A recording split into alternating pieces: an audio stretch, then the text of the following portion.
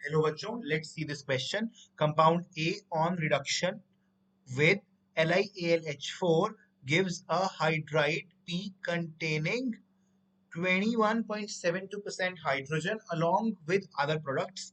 The 1 mole of hydride P and 2 moles of ammonia at higher temperature gives a compound Q, which is known as inorganic benzene. A hydrolysis incompletely and forms a compound R and H3BO3. And आगे बोलता है कि the hybridization of central atom of compound R is, हमें compound R की central atom की hybridization पानी है। तो मुझे एक बात गौर करो, से क्वेश्चन में क्या बोला है। उसने हमें बात बोली कि जब कंपाउंड ए है वो LiAlH4 के साथ रिएक्शन करके एक हाइड्राइड दे रहा है पी। पी क्या है? एक हाइड्राइड है जिसमें क्या है 21.72% हाइड्रोजन है।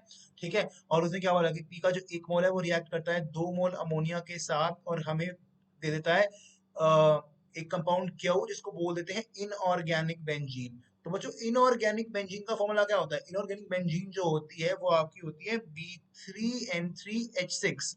ठीक है। तो यहाँ से हमें क्या बात पता लगी कि इनऑर्गेनिक बेंजीन में B3N3H6 है। अमोनिया हमने रिएक्ट कराया तो नाइट्रोजन, और हाइड्रोजन तो चलो अमोनिया से आया होगा, मगर जो ये बोरोन है ये तो यानी कि पी से आया होगा। यानी कि जो पी क्या था? पी क्या था? एक हाइड्राइड था, है ना। यानी कि पी कैसा हाइड्राइड है? पी एक बोरोन का हाइड्राइड है। ये बात हमें यहाँ से पता चल गई बच्चों। ठीक है कि बी जो कंपाउंड है वो बोरोन हाइड्राइड है। ठीक है। और आगे वैसे क्या क्वेश्चन में बोला था कि जो ए है वो मतलब इनकम्प्लीट हाइड्रोलिसिस करता है और मतलब वाटर के साथ करता है और बनाता है मतलब आर और H3BO3, ये उसने बोला है। ठीक है बच्चों।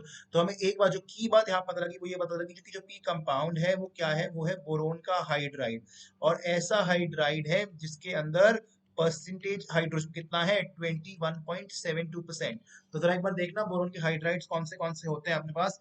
BH3, B2H6 ऐसे होते हैं, है ना बच्चों। तो जो B2H6 है इसके अंदर इसका मोलर वेट कितना होता है? इसका मॉलिक्यूलर वेट होता है 28 ग्राम्स पर मोल। इसके अंदर हाइड्रोजन कितना है? हाइड्रोजन का मॉलिक्यूलर वेट कितना होगा? 6 है, तो यानी कि 6 ग्राम पर मोल, है ना।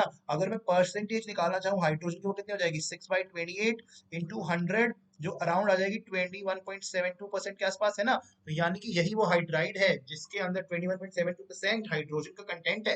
यानी कि आपका पी क्या है बच्चों? B2H6। और B2H6 कैसे बना होगा LiAlH रिडक्शन के साथ? जब आपका जो ए कंपाउंड होगा वो भी किसका होगा? वो भी बोरोन का होगा। बोरोन का कंपाउंड होगा ये भी। ठीक है। और कौन सा बोरोन का कंपाउंड LiAlH रिडक्शन देता है? बोरोन का हैलाइड देता है। कौन सा वाला? बोरोन फ्लोराइड देगा सबसे अच्छे तरीके से। तो क्या बनेगी आपकी रिएक्शन? आपकी रिएक्शन बनेगी कि 4BF3, 4 मॉलिक्यूल्स होंगे, 4BF3, उसका रिडक्शन होगा LiAlH4 के साथ और मुझे मिल जाएगा B2H6 एंड साथ में AlF3। ठीक है,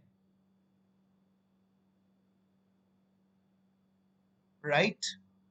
और अगर मैं गौर करूँ तो मुझे क्या पता लगेगा कि ए कंपाउंड है मेरा BF3, और जो मेरा LiAlH रिडक्शन के बाद मुझे मिला B2H6 मेरा हाइड्राइड है वो है P। ठीक है बच्चों। और जो मेरा हाइड्राइड है ये B2H6 वाला ये P, ये रिएक्ट करता है 2 अमोनिया के साथ और मुझे बना के देता है मतलब B3N3H6, ऐसा बोला उन्होंने। ठीक है। यानी कि ये क्या कंपाउंड है मेरा? ये कंपाउंड है इनऑर्गेनिक बेंजीन वाला क्यू। ठीक है। अब उसने की तो बोली थी कि जो ये कंपाउंड है आपका ए वाला compound, it reacts with water, मतलब समझ गया, इट हाइड्रोलाइजेस। हाइड्रोलाइसिस का मतलब क्या होता है? H2O के साथ ना। और कैसे बोली? इनकम्प्लीट हाइड्रोलिसिस, कि जितनी वो मैक्सिमम कर सकता था उतनी नहीं करेगा। इनकम्प्लीट हाइड्रोलिसिस में वो बना देगा R+H3BO3। जब वो H3BO3 बनाता है तो साथ में बच्चों वो HbF4 की फॉर्मेशन करता है जिसमें H प्लस और BF4 माइनस की फॉर्म में प्रेजेंट होता है। ठीक है बच्चों। तो इनकम्प्लीट हाइड्रोलिसिस के 12 मॉलिक्यूल यूज होते हैं वाटर के और हमें मिलता है HbF4 as a product with H3BO3। ठीक है। इसको बोलते हैं आर कंपाउंड। हमसे पूछिए, हमसे आर कंपाउंड के अंदर हाइब्रिडाइजेशन ऑफ सेंट्रल एटम, तो कैसा स्ट्रक्चर होगा इसका? Let's see. तो HbF4 है, बोरोन के पास 4 फ्लोरीन जुड़े यानी कि 4 बॉन्ड पेयर है। 4 बॉन्ड पेयर है यानी कि sp3 हाइब्रिडाइजेशन होनी चाहिए। एक बार ड्रॉ करके देख लेते हैं कैसे। बोरोन के साथ 4 फ्लोरीन लगे होंगे। ठीक है। माइनस और साथ में H प्लस होता है।